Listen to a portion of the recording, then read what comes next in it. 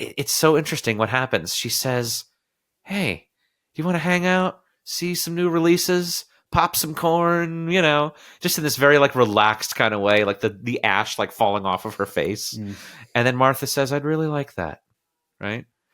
And then this is kind of the wide shot of like Martha in her like wheelchair or whatever, because she tried to commit suicide herself but failed, kind of twirling around Veronica, and they're just sort of hanging out, and then it fades to black. So what do you think about this, Adam? What's the movie saying? What's the button that it's trying to put on the end of this here?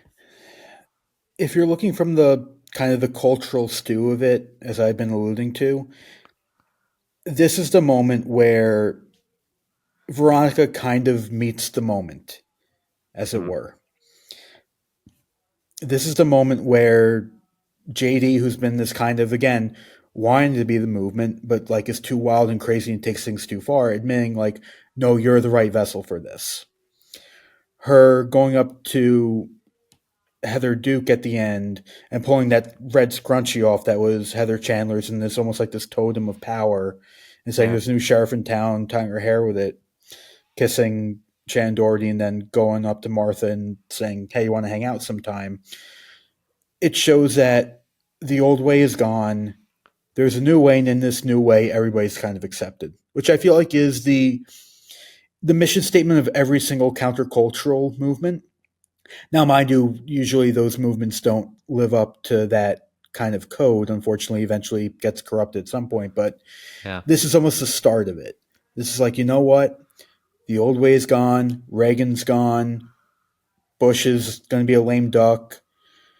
The pastels are toast. The conservative mindset, the silent majority mindset is kind of starting to waver. And now it's the dawn of a new day. It's our time. Right. Essentially. And it's our time to write the rules. We don't have to stick to what the status quo was. The thing that our parents and our peers told us, well, this is the is what is mentality is broken, at least momentarily. Yeah. And that's why my whole thing was, at least culturally, this felt like the opening shot of the alternative movement that would kind of dominate the first half of the 90s and kind of sustain throughout the 90s, as it were. Yeah, I think that's a really good analysis. Yeah, just to put a little more of a spotlight on the Martha character, I do think that whenever you have a moment like this, it screams out at me, almost like obviously again hindsight is 2020, but the answer was there all along, right? But you ignored it. Not that Martha was this, like prophet. I'm not saying that, but I think what Martha represents, the meaning of a character like that in this context, is it's almost like a government that doesn't really listen to the people. It's not really a democracy, right? It's something else. I'm not going to use any more. I'm not going to use any more words than that. Are you saying Martha's the proletariat? Yes, sure. Martha's the proletariat in the kleptocracy that is the Heathers. No, I mean, but again, it's this whole idea of just like you have to listen to everyone. It sounds kitschy, but every voice does matter, and that's why I love the fact that Martha ends up being the MVP of Veronica's attention. Right? It's because all of the other stuff, Veronica even says at some point, like, I've seen JD's way. I've seen Miss, whatever the teacher's name is, way. Like, it all doesn't, I've seen Heather's way. It all doesn't work. Right. It's all flawed, kind of like you were just saying. But it's like, sometimes you just got to go back to the grassroots. You have to consider everything and everyone. And sometimes that seems like a very tired way to end a story or like a message to give. But I just want to say how much I love this by one moment in the movie that I thought was absolutely brilliant. I didn't notice how much I liked it the first time. The second time it walloped me and I had to watch it again 5 times. It's just a couple different shots. It's a simple sequence. Martha sitting in the gymnasium Yeah. right before she attempts to commit suicide, right? This was one of the most brilliant things of the movie to me. For film students out there, this is all visual and tells you everything you need to know about the character in like 2 shots. Okay? So I think it's right after Betty leaves the croquet game with Veronica. It Yes. cuts to Martha, and it's a close up, and she's alone on the bleachers of the gymnasium in the school. She's sipping soda, and we hear this big like game, like basketball game or something going on, right? There's cheering, there's noise, and she's kind of looking left and looking right, Martha. And then it cuts to the wide, a big wide where you can see almost all the gymnasium, and she's completely alone. And the sound just like reverb stops and fizzles out. And we just get this very moody shot where the only light that's in the gymnasium that's really like worth a damn is just sort of like sunlight that's practically spilling in on her. And she's almost like the creature that's locked up in the dungeon or something. And then it cuts back to like a medium shot of Martha, and she seems really, really sad. Like the visual trick worked. And then she tries to take a sip, and she unfortunately dumps all of the soda or whatever all over her shirt. Yes. And she's completely defeated. And that's the scene. But that tells you everything about what that character's life is and what her perspective is and how she's feeling.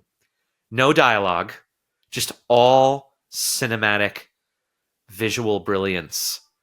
And it's so palpable, that feeling. Another rare moment in this movie, like you were saying before, where the satire drops, and it's an important beat emotionally in order to give us the idea of the perspective of this character, so that what happens to that character very soon or later is going to tie in very strongly with theme.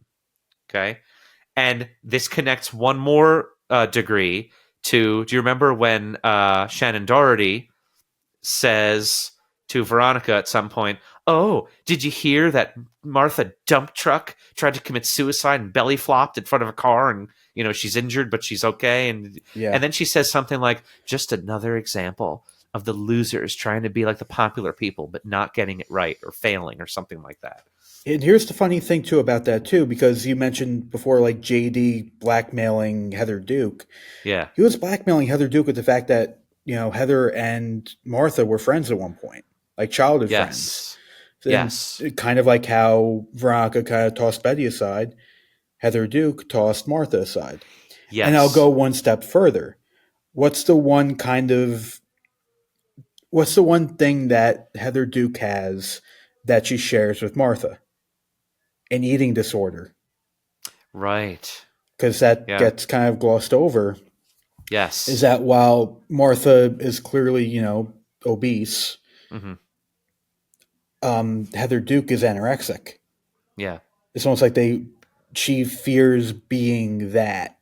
So what she do? She gave herself anorexia, essentially. I mean, not give herself. It's a serious disease.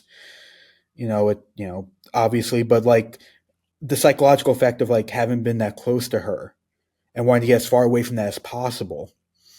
And kind of what seals her fate is when she literally gets as far away as possible. It's like, that's the thing that was used as blackmail, was her relationship with Martha. So that also feeds into, shortly thereafter, the scene in the gymnasium. Now you know the whole story. Yeah. She, like, again, that's, a key fundamental part of the urge to commit suicide is that feeling of absolute loneliness. Not only is her best friend gone, her best friend is literally doing everything in her power not to end up like her. She is as far as Martha knows, she is a blight on Heather's life. Yeah. And that's tragic. That's horrible. It's a horrible thought and a horrible feeling, but that makes that last shot of kind of making the friend with Veronica that much more powerful at the end. Oh, for sure. Because even with, again, the one line of dialogue, Martha gets the last line of the film. but we've been on this trip with her this entire time, and she's kind of again secretly the MVP of the film in that sense. You know, the Yeah. heart of the film, I'll say, is a better way of putting it. Yeah. Or another way, even further to put it, is everyone thought that they, wanted to be Heather, but really they didn't realize that all of them were Marthas all Right. along, you know? And then the perspective changes at the end. So then being a Martha is almost tantamount to being a Heather by the end, morally, Yes. ethically. The value of that character is all of a sudden, she's a star at the top of the Christmas tree. And how we get there, how that happens, that's a cultural progression. That's a cultural evolution of a society. It's an enlightenment. And it's amazing to me that this, what you would otherwise think as is a cheesy, kind of corny, late 80s John Hughesy sort of movie, can do that so incredibly effectively and make us feel and just give us that idea that there are all different people that are thinking all different kinds of things about themselves and about how the authority and so on, and what's happening, like in the funeral scene where we can hear all of their inner monologues. It's hilarious. We can hear everyone's perspective and how different everyone is. But at the end of the day, we do all share something. We do. Right? We are locked in some sort of a proverbial cage. And what can you do? Are you going to be mean to someone and kick their ass just because you can? Or like the jocks say, oh, let's kick his ass. No, we're seniors now. We don't have to do that. Until they're provoked. 5 seconds later. Yeah, 5 seconds later. Let's do it anyway. Yeah. Right? There's always going to be that pull and that gravity and that prodding to act in that way. Okay? But this movie, especially at the end, it's saying, no, there's actually something better. Like Adam said, there's something better out there. It's waiting for you. It's your job to go find it. It ain't going to come to you. Life is a journey, man. Life is a journey, dude.